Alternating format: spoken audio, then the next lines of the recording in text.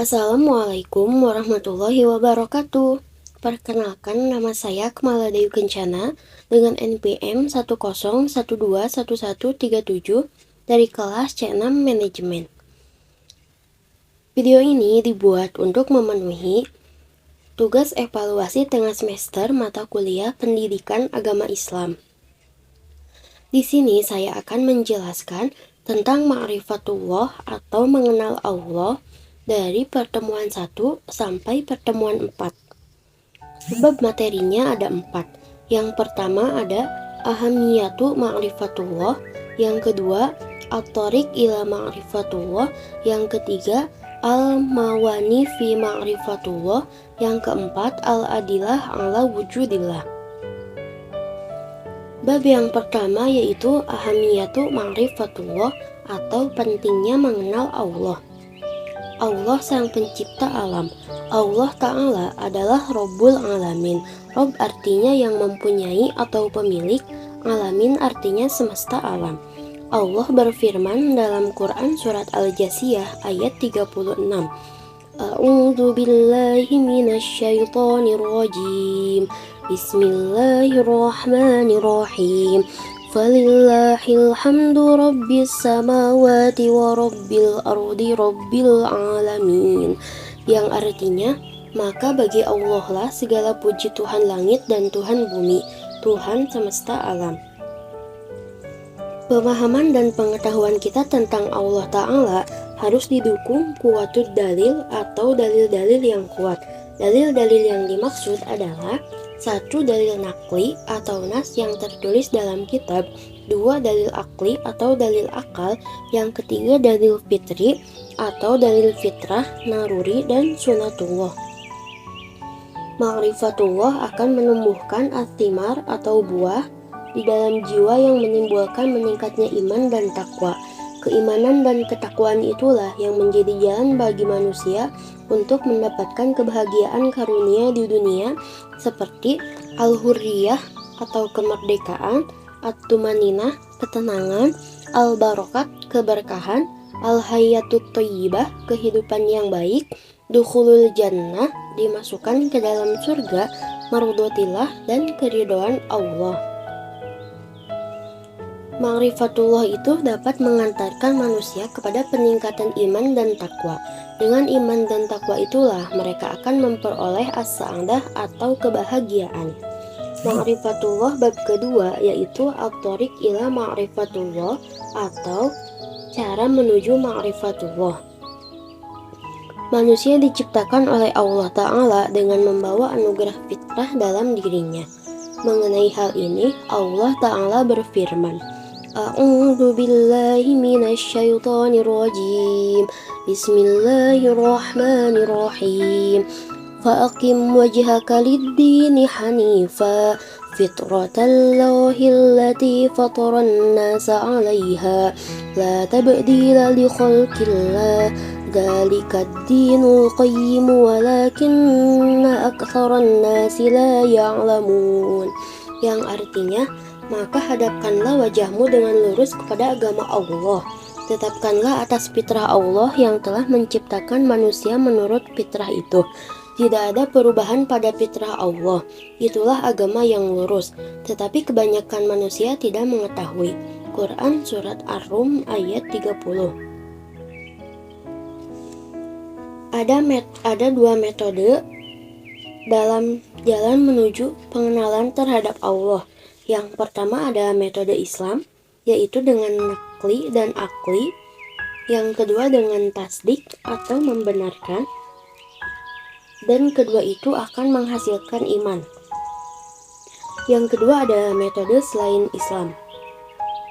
Yang kesatu ada dugaan dan hawa nafsu. Yang kedua ragu-ragu. Dan kedua itu akan berakibat kufur. Ma'rifatullah bagian ketiga yaitu al-mawani fi ma'rifatullah atau penghalang mengenal Allah. Sifat-sifat yang menghambat pengenalan terhadap Allah. 1. Al-fiksu atau kefasikan. Fasik adalah orang yang senantiasa melanggar perintah dan larangan Allah, bergelimang dengan kemaksiatan, serta senantiasa berbuat kerusakan di bumi. Mereka lupa kepada Allah, maka Allah pun membiarkan mereka bergelimang dalam kesesatan, lupa hakikat dirinya sendiri, dan akhirnya semakin jauh dari jalan yang diridhoi Allah. Allah berfirman dalam Quran surat Al-Hajj ayat 9. A'udzu billahi minasyaitonir rajim. Bismillahirrahmanirrahim. Wa la takunu kalladzina nasullaha fa ansahum anfusahum. Ulaika humul fasiqun. Yang artinya, dan janganlah kamu seperti orang-orang yang lupa kepada Allah, sehingga Allah menjadikan mereka lupa akan diri mereka sendiri. Mereka itulah orang-orang yang fasik. Ciri-ciri orang yang fasik diantaranya: 1. Merusak janji Allah setelah diikrarkan dengan teguh. 2. Memutuskan apa yang diperintahkan supaya dihubungkan. Dan yang terakhir, mengadakan kerusakan di muka bumi. Yang kedua ada al-kibru atau kesombongan. Sombong adalah menolak kebenaran dan meremehkan manusia. Sebenarnya mereka mengetahui jalan mengenal Allah yang benar, tetapi kesombongannya mereka tolak jalan itu. Yang ketiga ada az-zulmu atau kezaliman. Mengenai sifat zalim ini, Allah berfirman dalam surat As-Sajdah ayat 22. A'udzu billahi minasyaitonir rajim. Bismillahirrahmanirrahim. Wa man azlamu mimman dzukkira biayati rabbih thumma a'rada 'anha inna minal mujrimina muntakimun. Yang artinya, dan siapakah yang lebih zalim daripada orang yang telah diperingatkan dengan ayat-ayat Tuhannya, kemudian ia berpaling daripadanya? Sesungguhnya kami akan memberikan pembalasan kepada orang-orang yang berdosa.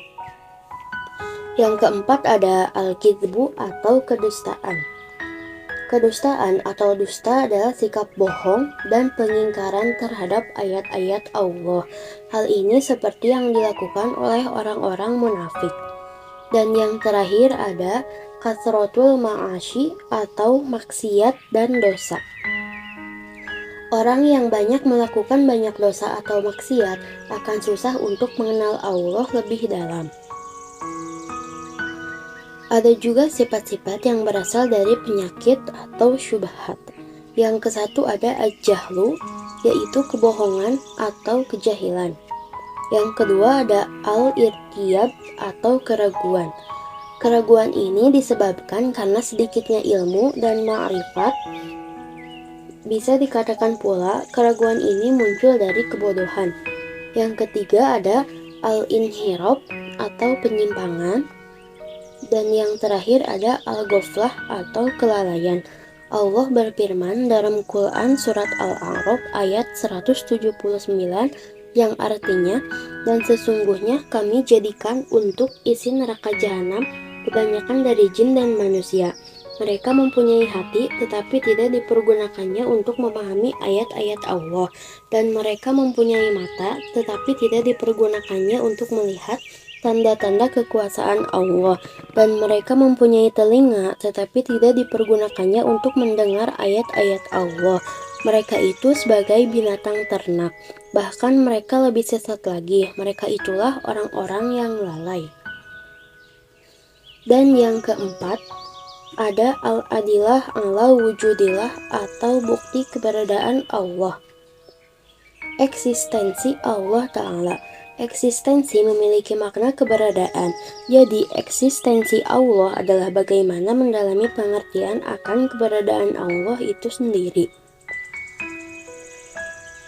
Eksistensi Allah diantaranya dikuatkan oleh dalil-dalil berikut ini. 1. Ad-dalilul fitri atau dalil fitrah. Secara bahasa, fitrah artinya al-khilqah, yaitu keadaan asal ketika seorang manusia diciptakan oleh Allah.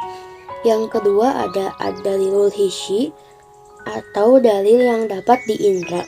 Ada bukti-bukti keberadaan Allah yang dapat dinikmati, dilihat, dirasakan, atau disentuh oleh manusia. Biasanya berupa kejadian luar biasa yang terjadi di tengah-tengah umat manusia. Di antaranya adalah mukjizat para nabi dan rasul yang telah disaksikan manusia. Dan yang ketiga ada ad-dalilul akli atau dalil akal. Yang keempat dalil nakli. Dan yang terakhir ada dalil sejarah. Mengagungkan Allah. Sesungguhnya termasuk kewajiban terbesar secara akal dan nakli adalah mengenal keagungan Sang Maha Pencipta yang keesaannya diakui oleh semesta alam, dan pada diri setiap makhluk merupakan tanda-tanda yang nyata atas keagungan penciptanya dan maha besar penciptanya. Berikut diantaranya beberapa cara yang dapat dilakukan untuk mengagungkan Allah Subhanahu wa Ta'ala. Yang pertama ada doa. Yang kedua, menjauhi perbuatan maksiat. Yang ketiga, merenungi ciptaan Allah. Dan yang terakhir, mentadaburi kitabnya dan memahami makna-maknanya. Sekian pemaparan materi dari saya. Mohon maaf bila ada salah-salah kata. Wassalamualaikum warahmatullahi wabarakatuh.